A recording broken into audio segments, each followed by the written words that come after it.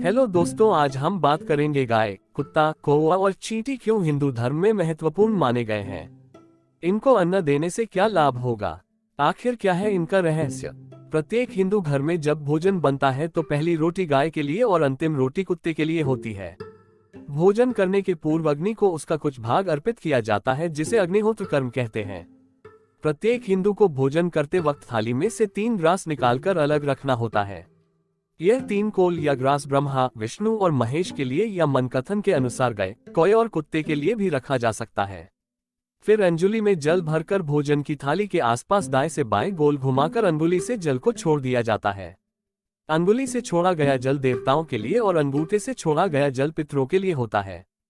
प्रतिदिन भोजन करते वक्त सिर्फ देवताओं के लिए जल छोड़ा जाता है। जानिए क्या है कुत्ते का रहस्य। हिंदू धर्म के पुराणों में कुत्ते को यम का दूत कहा गया है। कुत्ते को हिंदू देवता भैरव महाराज का सेवक माना जाता है। कुत्ते को भोजन देने से भैरव महाराज प्रसन्न होते हैं और हर तरह के आकस्मिक संकटों से वे भक्त की रक्षा करते हैं। मान्यता है कि कुत्ते को प्रसन्न रखने से वह आपके आसपास यमदूत को भी नहीं फटकने देता है। कुत्ते को देखकर हर तरह की आत्माएं दूर भागने लगती हैं। दरअसल कुत्ता एक ऐसा प्राणी है जो भविष्य में होने वाली घटनाओं और ईथर माध्यम सूक्ष्म जगत की आत्माओं को देखने की क्षमता रखता है। कुत्ता कई किलोमीटर तक की गंध सूंघ सकता है। कुत्ते को हिंदू धर्म में एक रहस्यमय प्राणी माना गया है, लेकिन इसको भोजन कराने से हर तरह के संकटों से बचा जा सकता है। आप जानते हैं कुत्ते से जुड़े शकुन अपशकुन। तारांकन कुत्ते के भौंकने और रोने को अपशकुन माना जाता है। कुत्ते के भौंकने के कई कारण होते हैं, उसी तरह उसके रोने के भी कई कारण होते हैं, लेकिन अधिकतर लोग भौंकने या रोने का कारण नकारात्मक ही लेते हैं। तारांकन अपशकुन शास्त्र के अनुसार श्वान का ग्रह के चारों ओर घूमते हुए क्रंदन करना अपशकुन या अद्भुत घटना कहा गया है और इसे इंद्र से संबंधित भय माना गया है। तारांकन सूत्र ग्रंथों में भी श्वान को अपवित्र माना गया है। इसके स्पर्श व दृष्टि से भोजन अपवित्र हो जाता है।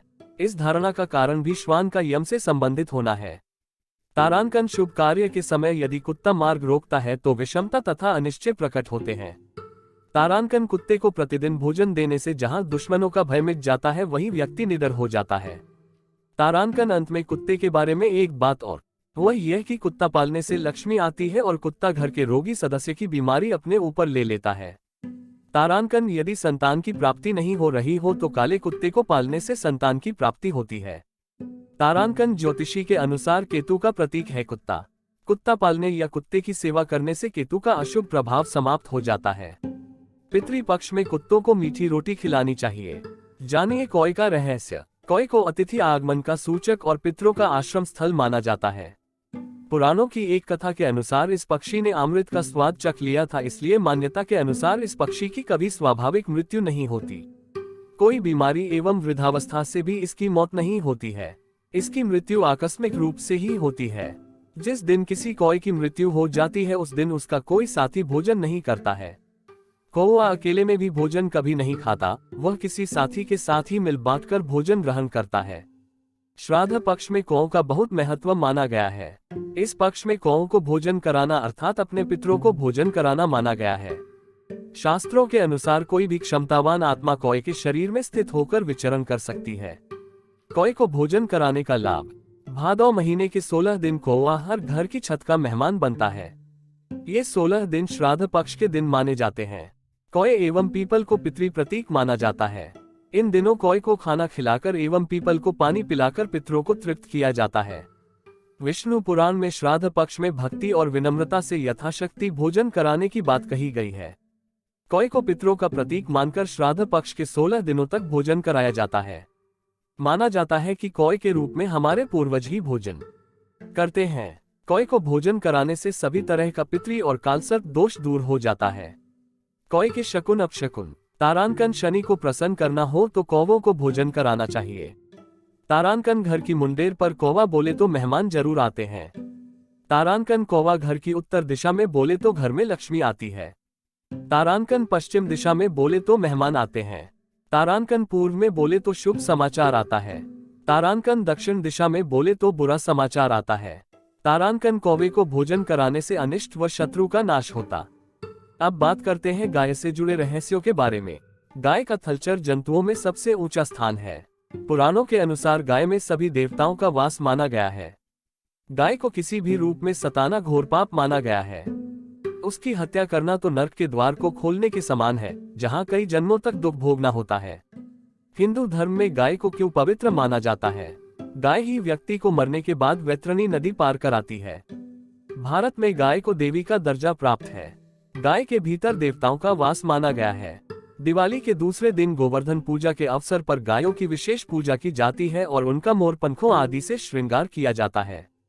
अथर्ववेद के अनुसार धेनु सदानाम रईनाम अर्थात गाय समृद्धि का मूल स्रोत है। गाय समृद्धि व प्रचुरता की द्योतक है। वह सृष्टि के पोषण का स्रोत है।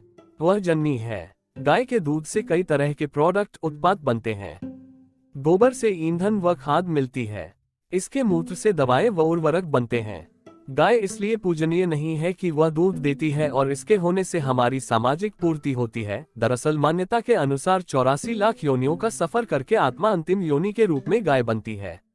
गाय लाखों योनियों का वह पड़ाव है जहां आत्मा विश्राम करके आगे की यात्रा शुरू करती है। गाय के शकुन। तारांकन गाय का कोई अपशकुन नहीं होता। जिस भूभाग पर मकान बनाना हो वहां 15 दिन तक गाय बछड़ा बांधने से वह जगह पवित्र हो जाती है। भूभाग से बहुत सी आसुरी शक्तियों का नाश हो जाता है। तारांकन गाय में सकारात्मक ऊर्जा का भंडार होता है। तारांकन गाय का मार्ग रोकना शुभ कहा गया है। तारांकन गाय बछड़े के एक साथ दर्शन सफलता का प्रतीक है। तारांकन घर के आसपास गाय होने का मतलब है कि आप सभी तरह के संकटों से दूर रहकर सुख और समृद्धिपूर्वक जीवन जी रहे हैं। तारांकन गाय के समीप जाने से ही संक्रामक रोग कफ, सर्दी, खांसी व जुकाम का नाश हो जाता है। तारांकन अचानक गाय का पूंछ मार देना भी शुभ है। काली चितकबरी गाय का ऐसा करना तो और भी शुभ कहा गया है। पंचगव्य। पंचगव्य कई रोगों में लाभदायक है। पंचगव्य का निर्माण गाय के दूध, दही, घी, मूत्र, गोबर द्वारा किया जाता है। पंचगव्य द्वारा शरीर की रोग निरोधक क्षमता को बढ़ाकर रोगों को दूर किया जाता है। ऐसा कोई रोग नहीं है जिसका इलाज पंचगव्य से न किया जा सके।